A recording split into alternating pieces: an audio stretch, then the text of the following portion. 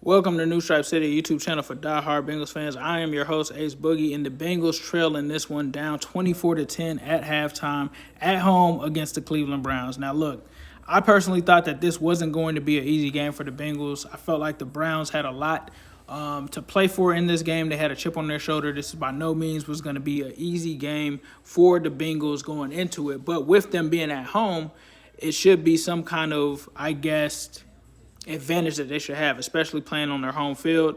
And they start off this game with 13 play, 71-yard drive that takes 6 minutes off of the clock, and they go up and throw a pick, and that ends up being something that's intercepted by Denzel Ward for 99 yards. It looks like he was going and intending to go after Jamar Chase there. It gets intercepted. He reads that, and then 99 yards later, the Bengals are down 7-0.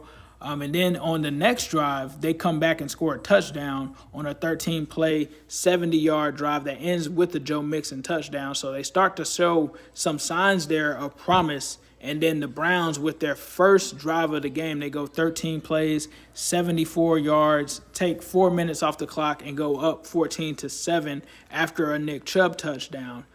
Then the Bengals get another possession, right? And they go out, they have 9 plays for 34 yards, 4 minutes and 27 seconds taken off, and they come out there with the turnover on downs. So that's not good. So then the next play, Baker Mayfield and the Browns on 2 plays for 60 yards on a deep bomb to Peoples-Jones that he scored on Eli Apple.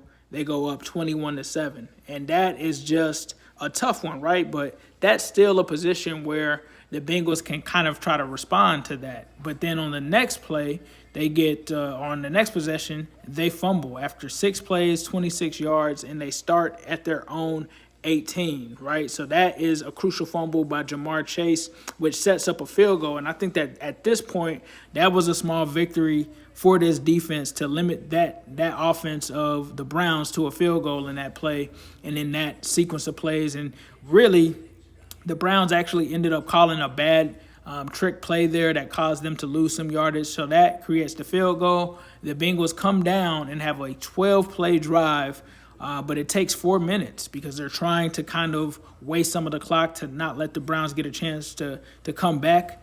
But it ends up in a 27-yard Evan McPherson field goal to put us in the position that we're at right now of 24-10. So that's just a little bit of a recap. I wanted to get that out of the way for some people that may be watching this now.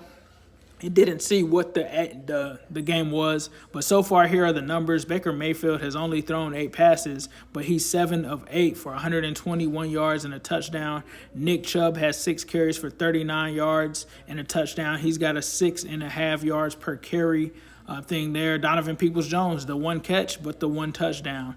60 yards there. Nick Chubb's got 2 receptions for 26 yards. So they've targeted him twice. They've targeted Austin Hooper twice, but he only has 2 receptions for 14 yards. Jarvis Landry has 1 target for 6 yards. And then you got Njoku with the 0-for-1 target where they were able to stop a possible touchdown on that target that came from him. When you look at their defense, Denzel Ward has the 1 interception and 2 passes defended. You got Greg Newsome with the pass defended. They also had Anthony Walker, who had 6 tackles in that first half. Troy Hill had the sack and a tackle for loss.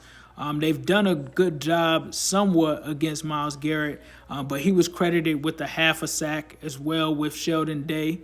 And so far, they've got about 2.5 sacks that the Bengals offensive line has given up. And then when we get to the Bengals side of it, let's talk about some of those stats, right? So Joe Burrow, 18 of 26, 199 yards, but he's got that interception. You got Joe Mixon with 10 carries for 56 yards and a touchdown. That's 5.6 yards per carry.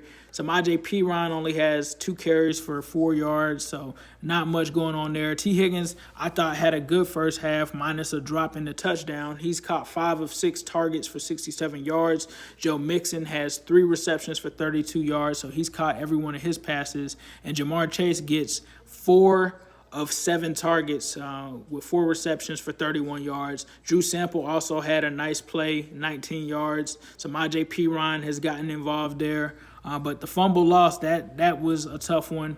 And the pass defended by Marcus Bailey, that was also another potential interception, or not potential interception, but potential touchdown that he broke up there in coverage. No sacks, though, for the Bengals defense in that first half. So that is something that you would not want to see, especially with Baker Mayfield and an injured Cleveland offensive line that doesn't have Jack Conklin. So that's something that they've got to do in the second half in terms of getting more after it. And they've got to stop some of these big plays. I mean, the Browns haven't had it that often, but, when they have had it, they've been able to cash in.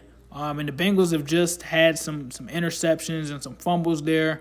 But they controlled the time of possession, 22 minutes to 7 minutes and 56 seconds versus the Browns. And the Browns also had 5 penalties. The Bengals only had 2. So it's kind of a weird game, but turnovers really have kind of pushed this game into the Browns' favor, and they haven't been able to really stop the Browns outside of the one where they limited them to a field goal. So we'll have to see what happens in the second half.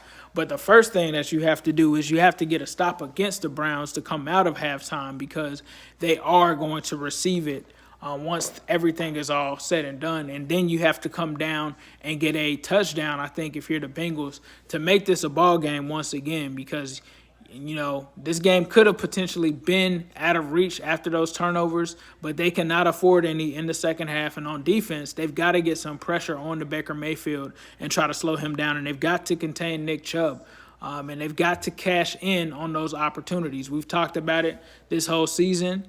But it is what it is. This is going to show what you're made of. You still got a chance to try to go 3-0 in the division. You've been a second-half team, but this is a Browns team that can put up points in bunches as well. So we'll have to see how things happen here. It's not the end of the road by any means, but they have to come out and assert themselves with some good second-half adjustments. It's going to come down to the coaching staff, Lou, Zach. What do they have for us planned in the second half? They're going to have to put it together, because we're now down 2 scores. And we still have another, 30 minutes of football in terms of the actual quarters. So we'll have to see how they come out in the second half. But they've got to get some pressure on Baker Mayfield. They've got to start to cause some turnovers of their own on defense to give the offense some short yardage. And give them some opportunities to catch up in this game. It looked at one point that this was going to be a shootout, and then things have really clamped down for the Bengals offense based off of those turnovers. So we'll see what happens here in the second half. I'm not going to say that it's over at all. They've just got to come out here and play serious, and we cannot make many mistakes. We got to be able to manage the clock, and this is a close game that plays into the Browns' hands, because now they can turn around and try to hand it off to Nick Chubb. So you've got to catch them in that mode where they get very conservative and take advantage of it and try to get some 3-and-outs, try to get some stops of them coming up short, try to get them to do some of those fourth down, go-for-it conversions, and hope that you stop them and give the ball back to your offense. So we'll see what happens in the second half, see if we can get some stops, see what the adjustments are, see if the Bengals can get back in this ball game. But as usual, I'm going to leave you guys with a who day all day, every day, and especially on Sunday.